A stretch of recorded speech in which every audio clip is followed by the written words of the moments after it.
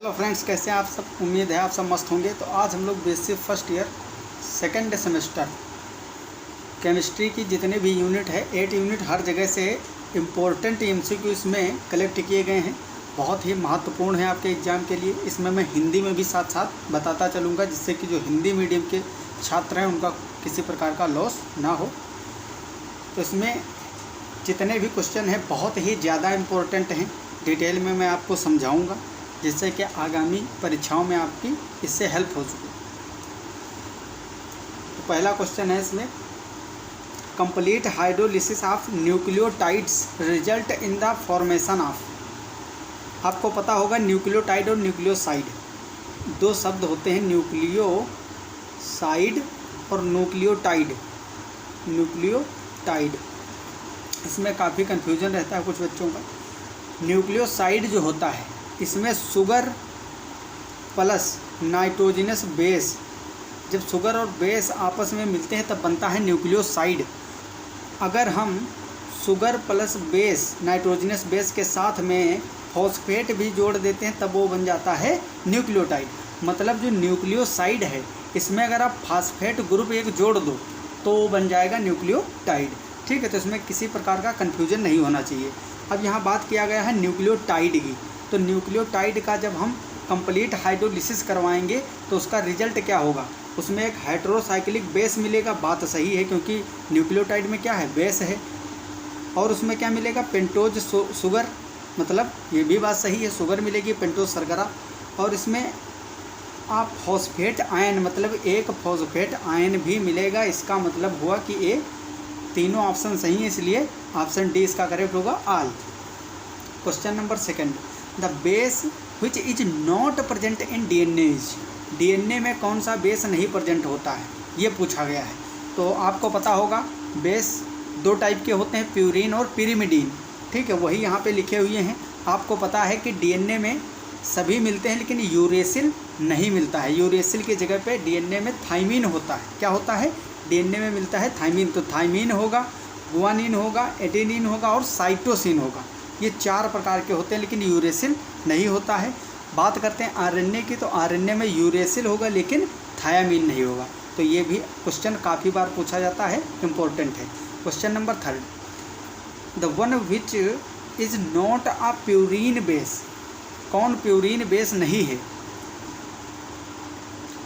Adenine guanine. Adenine और guanine ये दोनों क्या होते हैं, प्यूरिन बेस होते हैं। साइटोसिन, यूरेसिल और थाइमिन ये पिरिमिडीन होते हैं। यहाँ पे मैं लिख देता हूँ यहाँ। ठीक है, जो प्यूरिन है, प्यूरिन में आता है एडेनिन और गुआनिन। बात करते हैं पायरिमिडीन की, तो पायरिमिडीन में कौन कौन से आते हैं, इसमें आता है साइटोसिन, यूरेसिल और थाइमिन। तो प्यूरिन पूछा है, इनमें से कौन प्यूरिन नहीं है, which is not a purine base. तो गुआनिन और एडेनिन तो प्यूरिन ही है। तो इसका राइट आंसर होगा फर्स्ट वाला, जिसमें साइटोसिन लिखा हुआ है। साइटोसिन एक पिरिमिडीन है, ना कि प्यूरिन। अगला क्वेश्चन है, the sugar present in the DNA is. DNA में कौन सी शुगर प्रेजेंट होती, तो आपको पता ही है इसमें डीऑक्सीराइबोज होती है। लेकिन कौन सी डीऑक्सीराइबोज होती है, पहला है डी राइबोज। तो राइबोज तो शुगर किस में होगी, आरएनए में होगी, ये तो गलत हो गया। डी ग्लूकोज, ग्लूकोज भी नहीं होती है, क्योंकि इसमें होती है, क्या होती है, राइबोज ही होती है। लेकिन कौन सी, डीऑक्सीराइबोज होती है। सेकंड है 2 डीऑक्सी डी राइबोज और थर्ड है 3 डीऑक्सी डी राइबोज। तो ये तो दोनों डीऑक्सीराइबोज, ये भी डीऑक्सीराइबोज, ये भी डीऑक्सीराइबोज। लेकिन आपको ये भी याद रखना है कि सेकंड पोजीशन पे हाइड्रोक्सिल के ग्रुप के जगह पर क्या होता है, वहाँ पे होता है हाइड्रोजन। इसलिए सेकंड पोजीशन पे होने के कारण इसको बोलते हैं 2 डीऑक्सी डी राइबोज। तो इसका राइट आंसर सी होगा। ये डिटेल में मैंने स्ट्रक्चर सहित आपको बताए हैं। आप अगर क्लासें किए होंगे, मैंने स्टार्टिंग में जो क्लासें ली थी, पूरे लेक्चर लिए थे, 1-1, 1.5 घंटे के थे। ठीक है, तो उसमें डिटेल स्ट्रक्चर भी बना के बताया था कि क्यों डीऑक्सीराइबोज और कैसे बनते हैं राइबोज, और 2 डीऑक्सीराइबोज क्यों बोलते हैं, किसमें हाइड्रोक्सिल ग्रुप होता है, किसमें नहीं होता है, कौन नॉन रिएक्टिव है, कौन ज़्यादा रिएक्टिव है, ये सारी चीज़ें मैंने समझाया है। अगला क्वेश्चन इसमें question number 5, nucleosides contain. Question number 5, nucleosides contain. तो ये तो ऑलरेडी मैंने बताया ही था आपको, जो न्यूक्लियोसाइड होता है वो शुगर और नाइट्रोजनस बेस से मिलकर बना होता है। जब उसमें हम फास्फेट ग्रुप अलग से ऐड कर देते हैं तो वो न्यूक्लियोटाइड बन जाता है। तो न्यूक्लियोसाइड में बेसिकली क्या होता है, नाइट्रोजनस बेस और शुगर होगा, फास्फेट ग्रुप नहीं होगा। यहाँ भी फास्फेट आ गया, ये भी गलत हो गया, तो इसका राइट आंसर होगा first. Purines and pyrimidines are, purine और पिरिमिडीन क्या होते हैं, एसिड होते हैं या फिर एस्टर होते हैं या एल्डिहाइड या नाइट्रोजनस बेस थे। तो आपको पता है, बहुत ही आसान क्वेश्चन है। Here is DNA mostly found, DNA कहाँ कहाँ पाया जाता है, mitochondria, nucleus, only nucleus, mitochondria और साइट प्रोटोप्लाज्म। तो देखो न्यूक्लियस में तो 100% पाया ही जाता है। इसके अलावा 2 सेल ऑर्गेनल ऐसे होते हैं जिनके अंदर भी डीएनए की कुछ मात्रा मिलती है। तो वो कौन सी होती है, माइटोकॉन्ड्रिया और क्लोरोप्लास्ट। तो ये दोनों हैं ऐसे सेल ऑर्गेनल जिनके अंदर भी डीएनए देखने को मिलता है। लेकिन इसमें क्वेश्चन है मोस्टली फाउंड, तो आप लगाओगे न्यूक्लियस, ठीक। इसमें गलत हो सकता है अगर इसको टिक करोगे। अगर जनरली फाउंड पूछा होता तो कोई दिक्कत नहीं थी। मोस्टली मुख्यतया तो न्यूक्लियस में ही मिलता है, माइटोकॉन्ड्रिया में बहुत ही कम होता है। ऐसे मान सकते हो, मान लो एक सेल का जो एक सेल के न्यूक्लियस के अंदर जितना जेनेटिक मटेरियल है उसका 0.0001% ही माइटोकॉन्ड्रिया में मिलता होगा, बहुत ही सूक्ष्म मात्रा में। Question number 8, the mRNA code for alanine, alanine एक अमीनो एसिड होता है, इसके लिए कोडोन पूछा गया है। कौन से कोडोन होंगे तो आपको पता होगा, GUG से आप कर सकते हो इसको, ठीक है। क्योंकि हालांकि ये कोडोन ज़्यादातर पूछे नहीं जाते हैं क्योंकि 64 कोडोन हैं, सबको याद रखना उतना आसान नहीं है। बेसिकली इस पर क्वेश्चन नहीं आते हैं। लेकिन जो एलेनिन है, मिथियोनिन है, फेनिलैलानिन है, जो मुख्य होते हैं उसके आपको याद रख लेने चाहिए। GUG ये दोनों नहीं करते हैं एलेनिन के लिए, यहीं से आप पकड़ सकते हो। तो इसका राइट आंसर फर्स्ट वाला हो जाएगा। विच of the following base is not found in ribonucleotides, कौन सा बेस राइबोन्यूक्लियोटाइड में नहीं पाया। राइबोन्यूक्लियोटाइड मतलब समझ रहे हो, राइबोन्यूक्लियोटाइड का मतलब RNA की बात किया जा रहा है, बस खाली इसका जो है शब्दावली में फ़र्क है।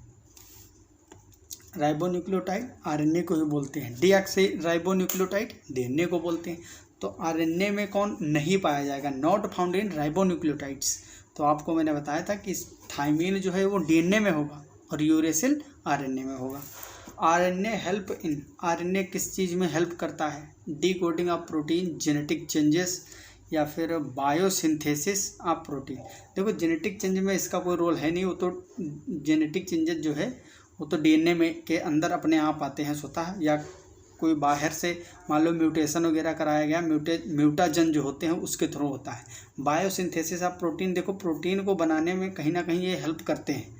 डिकोडिंग ऑफ प्रोटीन ये बहुत ही ज़्यादा मतलब ज़्यादा इन दोनों में से सबसे ज़्यादा इफेक्टिव यही ऑप्शन है। हालांकि सही ये भी है क्योंकि प्रोटीन को भी बनाने में राइबोसोम भाग लेते हैं, राइबोसोम ही होते हैं फैक्ट्री प्रोटीन की। तो जो राइबोसोम होते हैं वो RNA से मिलकर बने होते हैं, उसमें RNA का भी पार्ट होता है। लेकिन मेन काम जैसे कि देखा जाए तो प्रोटीन का कोडिंग करते हैं। Sulpha drugs are derivatives of, ये ड्रग वाले से है। तो सल्फा ड्रग जो होते हैं ये किसका डेरिवेटिव है, तो ये सल्फोनेमाइड के होते हैं। किसके होते हैं, सल्फोनेमाइड के, सल्फोनेमाइड। बाकी पेनिसिलिन आपको पता ही है, ये क्या है, एंटीबायोटिक है। फर्स्ट टाइम इसको सन 1928 में अलेक्जेंडर फ्लेमिंग ने डिस्कवर किया था। फिर इस पर फ्लोरे और चैन इन दोनों ने इसको जो है संसाधित करके बताया था कि किस में यूज होगी, खोज किया था अलेक्जेंडर फ्लेमिंग ने। तो इसका जो फर्स्ट ऑप्शन है ये राइट हो जाएगा। सल्फा ड्रग जो होती हैं वो सल्फोनेमाइड ही होती हैं basically. Question number 12, which is the more useful classification of drugs in medicinal chemistry. Medicinal chemistry में जो ड्रग का क्लासिफिकेशन है वो बेसिकली किस पे निर्धारित है, किसके आधार पर बनाया गया है। On the basis of chemical structure, on the basis of activity of drug, on the basis of molecular characteristic, none of the above. तो देखो ये तीनों क्लासिफिकेशन, ये तीनों क्लास ही हैं, ड्रग को इन तीनों में क्लासीफाई किया गया है। लेकिन मोर यूजफुल पूछा है तो ज़्यादा यूजफुल कौन सा होता है, थर्ड वाला इसका राइट आंसर हो जाएगा, on the basis of molecular characteristic. ठीक है, उसके जो इफ़ेक्ट करने के लिए जो ड्रग होती है, ड्रग को इफ़ेक्ट करने के लिए बायोमोलिक्यूल्स बहुत ही ज़्यादा इफेक्टिव होते हैं, इसीलिए कोई भी दवा खाली पेट नहीं दी जाती। कुछ दवाएं हैं जो खाली पेट में ही अच्छा असर करती हैं। उसके अलावा मोस्टली 99.9% ड्रग्स ऐसी हैं, मेडिसिन, जिनको हम कुछ ना कुछ खाने के बाद लेते हैं, क्योंकि जब हम कुछ खाते हैं तो प्रोटीन और कार्बोहाइड्रेट के बड़े बड़े मोलिक्यूल्स, लिपिड, ये जब बायोमोलिक्यूल पर्याप्त मात्रा में होते हैं तब मेडिसिन अपना एक्शन अच्छे से कर पाती है, क्योंकि अपने एक्शन के लिए कहीं ना कहीं इसको बायोमोलिक्यूल की बृहद माइक्रोमोलिक्यूल की आवश्यकता होती है, तो इसीलिए ये काफ़ी इफेक्टिव होता है मोलिकुलर कैरेक्टरिस्टिक वाला। Question number 13, paracetamol is used as. तो पैरासीटामोल ऐसा कोई व्यक्ति नहीं है जिसको पता ना हो इसके बारे में और खाया ना हो। ठीक है, तो ये एंटीबायोटिक है या एंटी मलेरिया या एंटीबायोटिक एंटीबॉडी। तो एंटीबॉडी तो मेनली प्रोटीन के बने होते हैं, एंटीबायोटिक आपको पता है कि ये है नहीं, ये एंटीबायोटिक तो है नहीं। एंटीबायोटिक में आप नाम सुने होंगे फ्लॉक्सासिन, सेफेक्जिम, ठीक है, क्लोरमफेनिकॉल, टेट्रासाइक्लिन, ये सब होते हैं एंटीबायोटिक। पेनिसिलिन है, पेनिसिलिन जी, इसके अलावा भी बहुत सारे होते हैं। एंटी मलेरिया भी नहीं होती, एंटीपायरेटिक होती है, ज्वरनाशी इसको बोलते हैं हिंदी में, ज्वरनाशक। ठीक है, ज्वरनाशक होती। 2-एसिटोक्सी बेंजोइक एसिड और एस्पिरिन ये दोनों क्या होते हैं, तो एस्पिरिन से ही आप जान जाओगे एंटीपायरेटिक होती है। ठीक है, अब हम बात करते हैं क्वेश्चन नंबर 15 की। एस्पिरिन का जो है स्ट्रक्चरल फार्मूला बहुत ज़्यादा पूछा जाता है, काफ़ी इफेक्टिव है। ठीक है, तो ये क्या होता है, एसिटिल सैलिसिलिक एसिड या फिर methyl benzoic acid, acetyl oxalic acid, ethoxy benzoic acid. तो इसमें आपको यहाँ से पता चल रहा होगा एसिटिल सैलिसिलिक एसिड होता है। देखो सैलिसिलिक एसिड का स्ट्रक्चर इस तरह से होता है कुछ, यहाँ पे OH होगा, उसके ऑर्थो पोजीशन पे OH और यहाँ पे कार्बोक्सिलिक ग्रुप, इसको बोलते हैं सैलिसिलिक एसिड। अब यहाँ से हम क्या करते हैं, OH ग्रुप हटा के यहाँ पे लगा देते हैं, इसकी रिएक्शन हम करा देते हैं एसिटिक एसिड से, CH3COOH, और यहाँ से H2O निकल जाता है, तब बन जाता है एसिटिल सैलिसिलिक एसिड। तो एसिटिल ग्रुप लग जाता है CH3C++O, तब ये बन जाता है एस्पिरिन। तो इसका राइट आंसर फर्स्ट होगा। द स्ट्रक्चर ऑफ पैरासीटामोल पूछा है। अब देखो इसको कैसे फाइंड कर सकते हो, अगर आपको याद नहीं फिर भी आप निकाल सकते हो। पैरासीटामोल, पैरा आ रहा है साथ में ओल आ रहा है लास्ट में, मतलब पैरा पे एल्कोहल तो जरूरी है, तो ये दोनों ऑप्शन तो हो गए गलत। इसमें पैरा पे क्या लगा, क्लोरीन। यहाँ देखो इस समूह की तुलना में पैरा पे OH लगा है, यहाँ भी OH, मतलब ये दोनों एल्कोहल हैं। अब बात आती है पैरासीटामोल, मतलब एसिटिक ग्रुप भी होना चाहिए, तो यहाँ पे एसिटिक है नहीं, यहाँ CH3C++O प्रेजेंट है, तो इसका राइट आंसर ये हो जाएगा। इस तरह से आप फाइंड कर सकते हो अगर ऑर्गेनिक का थोड़ा भी नॉलेज है आपको। In which antibiotic nitro group is attached in the aromatic nuclei. Aromatic ring से जुड़ा हुआ नाइट्रो ग्रुप कौन सी ऐसी है इसमें एंटीबायोटिक जिसमें नाइट्रो ग्रुप जुड़ा हो एरोमेटिक रिंग के साथ? पेनिसिलिन, स्ट्रेप्टोमाइसिन, टेट्रासाइक्लिन और क्लोरमफेनिकॉल। जो क्लोरमफेनिकॉल होता है इसमें जो एरोमेटिक रिंग होती है उससे नाइट्रो ग्रुप अटैच होता है। ये स्ट्रक्चर बेस पे क्वेश्चन है, स्ट्रक्चर अगर आपको पता है तो आप आराम से कर लोगे। इक्वेनिल क्या है, आर्टिफिशियल स्वीटनर, ये तो गलत हो गया सरासर, क्योंकि स्वीटनर में आपको पता ही है सुक्रोज वगैरह होते हैं, सुक्रालोज होता है, सेकेरिन होते हैं, ये सब होते हैं। सुक्रोज प्राकृतिक है, नेचुरल, बाकी उसके अलावा सुक्रालोज है, एलिटेम है, एस्पार्टिक एसिड हो गया, सेकेरिन हो गया, ये सब आर्टिफिशियल स्वीटनर होते हैं और काफ़ी ज़्यादा इनकी मिठास होती है। ट्रैंक्विलाइजर मतलब प्रशांतक इसको बोलते हैं, प्रशांतक। अब आपको समझ में आ गया होगा। एंटी हिस्टामिन ड्रग या नन ऑफ दिस, तो इसका राइट आंसर बी होगा, ऑप्शन बी। ट्रैंक्विलाइजर मतलब प्रशांतक होता है। इक्वेनिल क्या है, एक प्रकार का प्रशांतक है। इसको लेने से क्या होता है, थोड़ा सा जो है जो अवसादन को शांत करता है। प्रशांतक मतलब तनाव वगैरह को मुक्त करता है। थोड़ा सा जो व्यक्ति ज़्यादा तनाव में होता है उसके लिए ये टेबलेट यूज की जाती है medicine equanil. Barbituric acid is used as a, barbituric acid किस लिए यूज की जाती है? एंटीपायरेटिक, एंटीबायोटिक या फिर एनाल्जेसिक या ट्रैंक्विलाइजर। तो बारबीट्यूरिक एसिड जो होते हैं, बारबीट्यूरेट आते हैं, इसमें एम्फेटामिन आता है, बेंजीडाइजिपॉन आते हैं, ये सब ट्रैंक्विलाइजर होते हैं। ट्रैंक्विलाइजर, ट्रैंक्विलाइजर मतलब प्रशांतक। Which of the following is a condensation polymer, कौन संघनन बहुलक है? मैंने कंडेंसेशन और एडिशन पॉलीमर डिटेल में एकदम करवा दिए हैं, आप लेक्चर से पहले का देखिए केमिस्ट्री वाला। 35 मिनट में 2 यूनिट आपकी पूरी completely with theory answer complete करवाया है, ठीक है, तो उसको भी आप लोग देख लेंगे। वहाँ से आपका बहुत ज़्यादा पार्ट डाइज वाला और पॉलीमर वाला कंप्लीट हो जाएगा।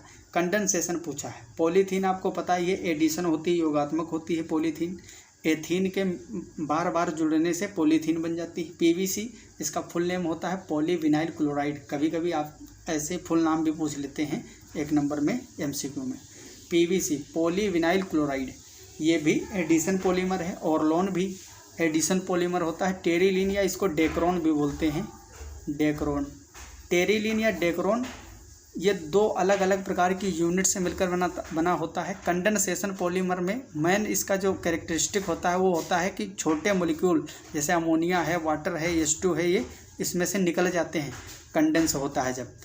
टेरिलीन को टेरिपथैलिक एसिड और एथिलीन ग्लाइकोल से बनाते हैं। एथिलीन ग्लाइकोल और टेरिपथैलिक एसिड बेंजीन रिंग में अपोजिट साइड पे पैरा पोजीशन पे जब 2 कार्बोक्सिलिक एसिड लगाओगे बन जाएगा टेरिपथैलिक एसिड। उसकी रिएक्शन जब कराओगे आप एथिलीन ग्लाइकोल से तो बन जाएगा टेरिलीन या डेक्रोन, जो कि एक कंडेंसेशन पॉलीमर्स है। दूसरी बात, इसमें एसिड और एल्कोहल के बीच में लिंकेज बनता है, तो इससे जो है एस्टर का फॉर्मेशन होता है, एस्टर लिंकेज बनती है, ठीक है। बीच में एसिड, कार्बोक्सिलिक एसिड और एल्कोहल के बीच में जो बॉन्ड बनता है उसको हम एस्टर बॉन्डिंग बोलते हैं। Question number 21, which of the following can be used as a monomer. Monomer के जैसे किसको यूज कर सकते हो? तो इसका राइट आंसर डी होगा, C3H6। मोनोमर कैसे यूज कर सकते हो? जैसे कि C3H6 है, मतलब आप जानते हो कि डबल या ट्रिपल बॉन्ड इसमें आएगा जरूर, तो वहाँ से वो होमोलिसिस करके आगे पॉलीमर बना सकता है। विच is used in selling of joints of jet aircraft. तो इसमें हम मेनली किसका यूज करते हैं? सिलिकॉन ग्रीस, सिलिकॉन फ्लूइड या सिलिकॉन रबर या फिर सिलिकॉन रेसिन। तो इसका राइट आंसर सी होगा, सिलिकॉन रबर का यूज किया जाता है। सिलिकॉन ग्रीस जो होता है ये लुब्रिकेंट के लिए स्नेहक के रूप में यूज होता है, silicone grease. Silicones, phosphazene, borazine, इस पर क्वेश्चन काफ़ी ज़्यादा पूछे जाते हैं। Silicones are inert to, inert मतलब सिलिकॉन किसके साथ अगर आप मिक्स कर दोगे सिलिकॉन्स को तो वो इनर्ट होंगे, अक्रिय प्रभाव होगा उनका, किसी प्रकार का रिएक्शन वो शो नहीं करेंगे। वीक एसिड, वीक बेस या फिर साल्ट सॉल्यूशन। तो ये तीनों ऐसे सॉल्यूशन है, इसमें अगर आप मिक्स करते हो तो ये इनर्ट रहते हैं, रिएक्शन नहीं करते हैं, इसीलिए तो इसका यूज बहुत ज़्यादा किया जाता है। अगर कंसनट्रेटेड एसिड है फिर तो ये रिएक्शन कर जाएगा, लेकिन वीक एसिड और वीक बेस साल्टी सॉल्यूशन अगर है तो वो तो न्यूट्रल ही होगा साल्ट में जनरली, तो वो इनर्ट के जैसे बिहेव करते हैं, अक्रिय रहते हैं। Question number 24, compound used as lubricant for hall bearing working at high and high speed. तो लुब्रिकेंट के लिए किसका यूज किया जाता है? आपको मैंने अभी बताया था, सिलिकॉन ग्रीस जो होती है, ग्रीस आप जानते हो कि स्नेहक के रूप में यूज होती है। फॉस्फॉर्म क्या है? फॉस्फॉर्म का फार्मूला पूछा, N3P3Cl6, N3P3NH2 का होल 6, N3P3NH2 का होल 4 या फिर N3P3NH2 का होल थ्राइस। तो राइट आंसर डी होगा, ये है फॉस्फॉर्म का formula. The basic unit of polyphosphonitrilic chloride, polyphosphonitrilic chloride. तो इसका सूत्र होता है NaCl2। एक फास्फोरस जुड़ा होगा नाइट्रोजन से और 2 क्लोरीन जुड़े होंगे, ठीक है। किस तरह से? इस तरह से नाइट्रोजन होगा, इसके पास एक लोन पेयर होगा और 3 बॉन्ड बने होंगे, 2 क्लोरीन से और 1 फास्फोरस से। ये होता है polyphosphonitrilic chloride. Which is used in the manufacturing of the thermal proof cloths जो होते हैं, cloth, thermal proof cloth, silicones, borazines, phosphonitrilic halide या फिर सिलेन, किसका यूज किया जाता है इसमें। तो जो मैन्युफैक्चरिंग होती है थर्मल प्रूफ क्लॉथ्स की, ये किसके द्वारा की जाती है, तो इसमें मेनली यूज किया जाता है सिलेन का, किसका, सिलेन का किया जाता है।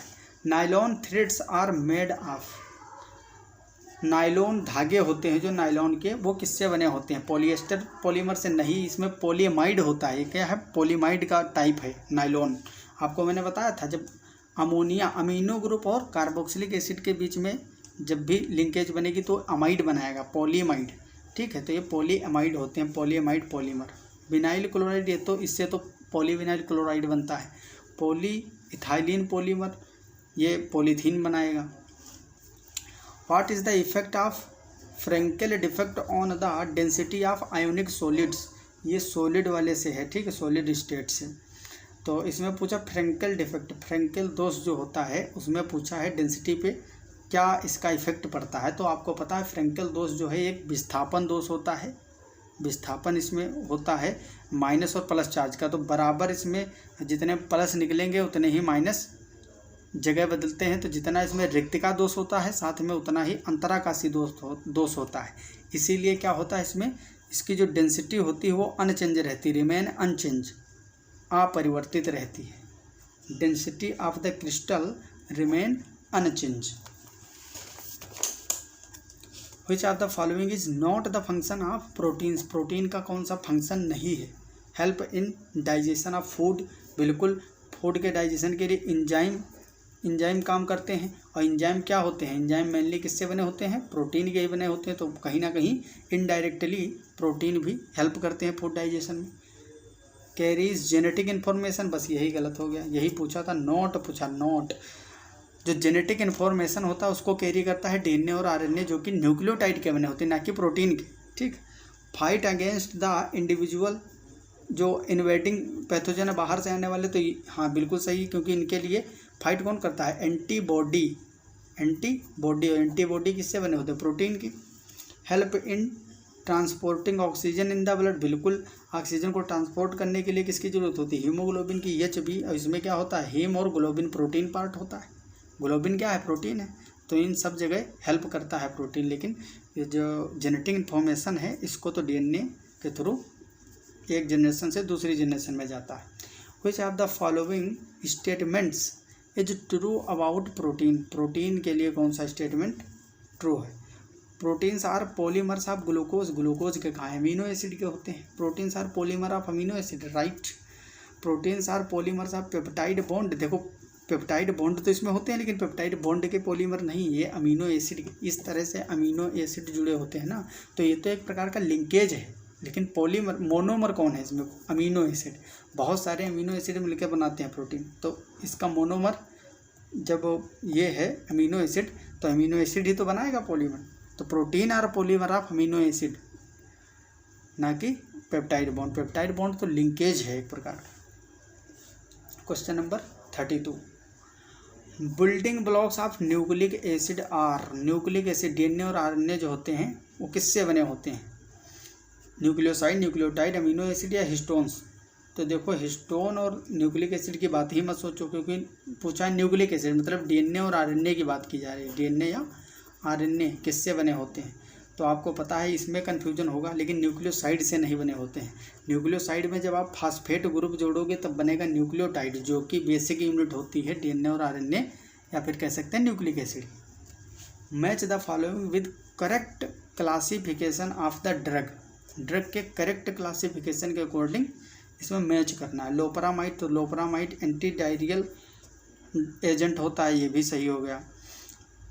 और एस्पिरिन, एस्पिरिन क्या होता है, एंटी कन्वर्जेंट ड्रग होती है। मिथॉक्सीफ्लोरेन, मिथॉक्सीफ्लोरेन ये जो है NSAID होता है। बीटा ब्लॉकर मेटोप्रोलोल, ये आप लोग सुने ही होंगे। तो इसमें मैच करो, फर्स्ट का ए, ये दो सही हो रहे हैं। सेकंड एस्पिरिन, सेकंड का C, सेकंड का D, इसका राइट आंसर हो जाएगा ऑप्शन D इज करेक्ट।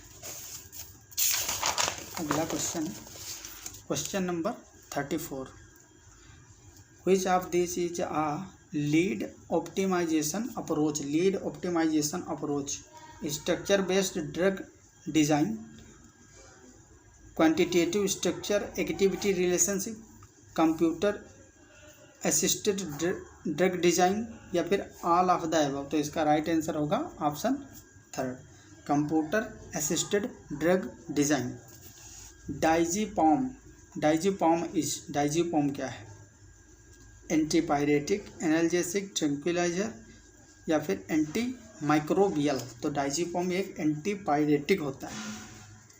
जुडोलिडीन